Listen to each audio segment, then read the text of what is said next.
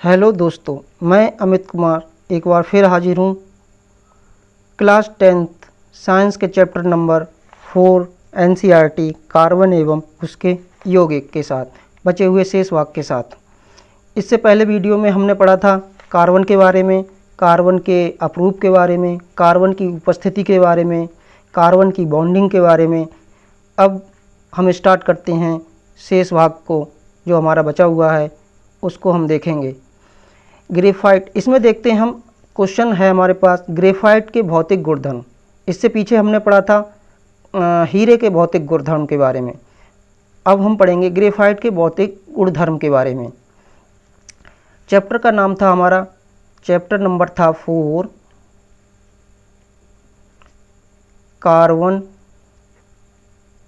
एवं उसके यौगिक। ये चैप्टर हमारा चल रहा था। इसमें हमने पहली वीडियो आपको बना कर दी थी। आशा करता हूँ कि आपको समझ में आई होगी। तो ग्रेफाइट के भौतिक गुणधर्म क्या क्या होते हैं, इसमें नंबर 1 लेते हैं। ग्रेफाइट एक धूसर कलर का पारदर्शी पदार्थ होता है। ग्रेफाइट क्या होता है? एक धूसर कलर का अपारदर्शी पदार्थ होता है।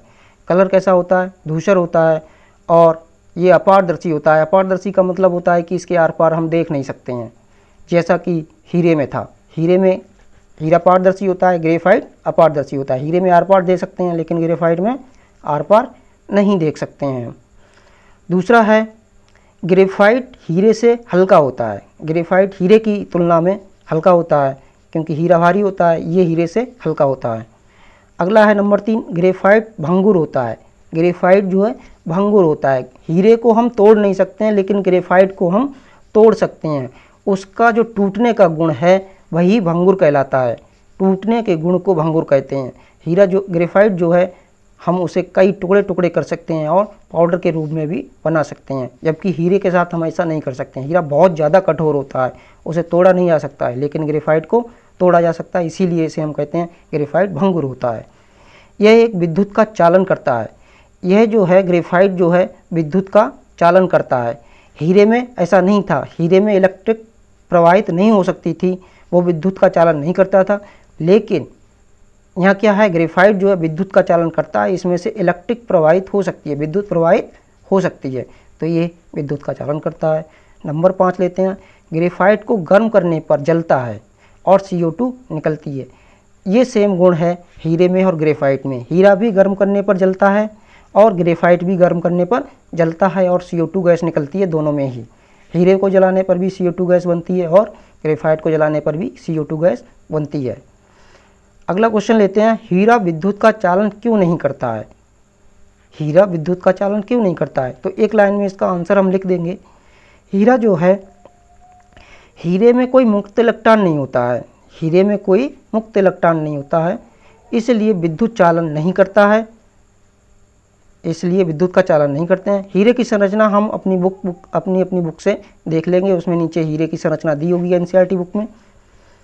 ग्रेफाइट विद्युत का चालन क्यों करता है? अगला क्वेश्चन है हमारे पास, ग्रेफाइट विद्युत का चालन क्यों करता है? तो इसका आंसर हम देखते हैं। ग्रेफाइट में सहसंयोजक आबंध द्वारा केवल 3 कार्बन परमाणु से जुड़ा होता है। ग्रेफाइट जो है सहसंयोजक आबंध द्वारा केवल 3 कार्बन परमाणुओं से जुड़ा होता है। एक स्वतंत्र इलेक्ट्रॉन की उपस्थिति के कारण ही यह विद्युत का चालन करता है। इसमें एक स्वतंत्र इलेक्ट्रॉन उपस्थित होता है। स्वतंत्र इलेक्ट्रॉन उपस्थित है तो ये विद्युत का चालन करेगा, जबकि हीरे में स्वतंत्र इलेक्ट्रॉन नहीं था, इसलिए वो विद्युत का चालन नहीं करता था। उसमें से इलेक्ट्रिक प्रवाहित नहीं होती थी। यहाँ ग्रेफाइट में एक इलेक्ट्रॉन उपस्थित है, मुक्त इलेक्ट्रॉन उपस्थित है, इसलिए इससे इलेक्ट्रिक प्रवाहित होगी। ये हीरे की संरचना है। देखते हैं, इसमें 3 कार्बन जुड़े हैं, 1 2 3 जुड़े हैं, तो एक मुक्त इलेक्ट्रॉन है, मिल जाएगा इसमें। और इस सीरीज में देखते हैं तो 1 2 3 कार्बन यहाँ भी जुड़े हैं, 3 कार्बन यहाँ भी जुड़े हैं। ठीक है, अगला क्वेश्चन लेते हैं, हीरे के उपयोग। हीरे के क्या क्या उपयोग हैं? तो हीरे के उपयोग में देखते हैं, कांच को काटने के लिए हीरे का उपयोग किया जाता है। नंबर 1, कांच को काटने के लिए हीरे का उपयोग किया जाता है। नंबर 2, गहने बनाने में भी हीरे का उपयोग किया जाता है। ये तो हम सब जानते हैं कि हीरे से सुंदर सुंदर आभूषण बनाए जाते हैं। नंबर 3, नेत्र सर्जनों द्वारा मोतियाबिंद दूर करने के उपकरण में किया था। जो नेत्र सर्जन होते हैं, जो आँख के डॉक्टर होते हैं, वो जो होते हैं नेत्र सर्जन जो होते हैं, आँख के डॉक्टर जो होते हैं, जैसे मोतियाबिंद का ऑपरेशन होता है तो मोतियाबिंद को दूर करने के जो उपकरण होते हैं उसमें हीरा प्रयोग होता है। अगला क्वेश्चन है ग्रेफाइट के भौतिक गुण। ग्रेफाइट का उपयोग, ग्रेफाइट के भौतिक गुण नहीं, ग्रेफाइट के उपयोग।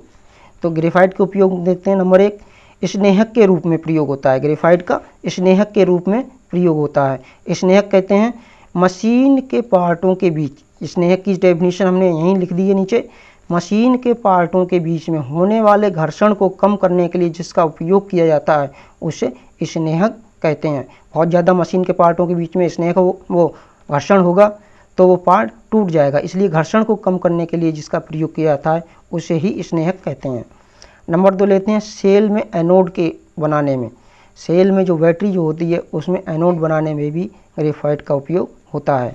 नंबर 3 लेते हैं विद्युत मोटर में कार्बन ब्रूस में, विद्युत मोटर में जो कार्बन ब्रूस होता है वो भी ग्रेफाइट का बना होता है। पेंसिल के रूप में, पेंसिल बनाने में, यानी कि ग्रेफाइट को पेंसिल बनाने में उपयोग किया जाता है। पेंसिल को छील के जो काला काला पदार्थ होता है वही ग्रेफाइट होता है, यानी कि हम कह सकते हैं ग्रेफाइट से ही पेंसिल बनती है। आइए आगे चलते हैं। बकमिस्टर फ्लोरीन कमरे के ताप पर क्या होता है? बकमिस्टर फ्लोरीन जो कि अभी हाल ही में खोजा गया है, ये कमरे के ताप पर एक काला ठोस होता है। क्या होता है? काला ठोस पदार्थ होता है कमरे के ताप पर। जैसा कि हम संरचना में देखते हैं, इसकी संरचना जो है बकमिस्टर फ्लोरीन की संरचना जो होती है एक फुटबॉल की तरह होती है। देख रहे होंगे आप ये चित्र में, एक फुटबॉल की तरह बकमिस्टर फ्लोरीन की संरचना होती है। अगला क्वेश्चन लेते हैं, कार्बन यौगिक किसे कहते हैं? कार्बन यौगिक किसे कहते हैं? तो कार्बन के यौगिकों को कार्बनिक यौगिक कहते हैं। शुरू में हमने बताया था कि पहली वीडियो में कि कार्बन के लाखों यौगिक बनाए जा सकते हैं, तो लाखों यौगिक जो कार्बन के यौगिक होते हैं उन्हें ही कार्बनिक यौगिक कहते हैं, जो कार्बन से बने होते हैं। इनके प्रकार के बारे में आइए देखते हैं। तो प्रकार के बारे में जैसे hydrocarbon number 1, number 2 haloalkanes, number 3 alcohols, aldehydes, ketones और कार्बोक्सिलिक अम्ल। ये 5 प्रकार दिए हैं इसमें, 6 प्रकार दिए हैं। ठीक है, इन सभी प्रकारों के बारे में हम बारी बारी से डिटेल में जानेंगे। तो सबसे पहले लेते हैं हम हाइड्रोकार्बन किसे कहते हैं। नंबर 1 कौन सा है? हाइड्रोकार्बन किसे कहते हैं? हाइड्रोकार्बन और हाइड्रोकार्बन जो है वो हाइड्रोजन और कार्बन से बने यौगिक को हाइड्रोकार्बन कहते हैं। यानी कि जो हाइड्रोजन और कार्बन से बने होते हैं मिलकर उन्हें हम हाइड्रोकार्बन कहते हैं। और ये 2 प्रकार के होते हैं। नंबर 1 संतृप्त हाइड्रोकार्बन, इसे इंग्लिश में कहते हैं सैचुरेटेड हाइड्रोकार्बन्स। और नंबर 2 असंतृप्त हाइड्रोकार्बन, यानी कि अनसैचुरेटेड हाइड्रोकार्बन्स। तो इन दोनों के बारे में हम बारी बारी से जानेंगे। नंबर 1 लेते हैं संतृप्त हाइड्रोकार्बन। नंबर 1 कौन सा है? संतृप्त हाइड्रोकार्बन, सैचुरेटेड हाइड्रोकार्बन्स। तो इसके बारे में जानते हैं। वह हाइड्रोकार्बन जिसमें एकल बंध बनता है, ये डबल लिख गया है, एकल बंध बनता है, ये नहीं होना चाहिए यहाँ पर। वह हाइड्रोकार्बन जिसमें एकल बंध बनता है संतृप्त हाइड्रोकार्बन कहलाता है। क्या कहलाता है? संतृप्त हाइड्रोकार्बन कहलाता है, जिसमें एकल बॉन्ड बनता है। हमें इसे एग्जाम्पल की मदद से समझेंगे। जैसे एल्केन श्रेणी के जो यौगिक होते हैं वो हाइड्रोकार्बन की श्रेणी में आते हैं। जो एल्केन श्रेणी के जो यौगिक होते हैं वही हाइड्रोकार्बन होते हैं। जैसे में इसमें एग्जाम्पल लेते हैं CH4, यानी कि CH4 क्या है? ये मेथेन है। तो मेथेन की बॉन्डिंग समझेंगे। मेथेन की बॉन्डिंग क्या है? इसमें C है, इसे हम इसमें पहले से बना हुआ है ये, इसमें हम आपको दोबारा से बना के दिखा देते हैं। जैसे मेथेन है हमारे पास, ये एल्केन श्रेणी का क्यों है ये आगे हम डिटेल में जानेंगे।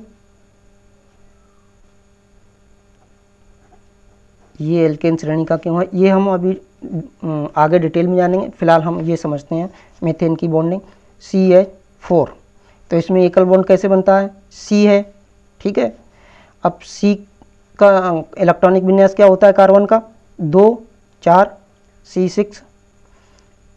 2 4 होता है, तो इसके बाहरी कक्षा में 4 इलेक्ट्रॉन होते हैं, तो हमने 4 इलेक्ट्रॉन दे दिए इसे। H4, H 4 हैं, 4 एटम है H के, तो 4 एटम ले लिए हमने। अब H के बाहरी कक्षा में कितने इलेक्ट्रॉन होते हैं? एक ही इलेक्ट्रॉन होता है, तो एक इलेक्ट्रॉन हमने H को दे दिया। अब ये बॉन्डिंग सिंगल बॉन्डिंग देखो बन गई, ये कहलाती है सिंगल बॉन्डिंग, यानी कि सिंगल बॉन्ड बनता है। इस श्रेणी में कौन सा बॉन्ड बनता है? सिंगल बॉन्ड बनता है। ठीक है दोस्तों, तो हम शेष पार्ट के साथ अगली वीडियो में आपसे मिलेंगे। अभी फ़िलहाल यहीं पर रोकते हैं इस वीडियो को। बहुत बहुत धन्यवाद।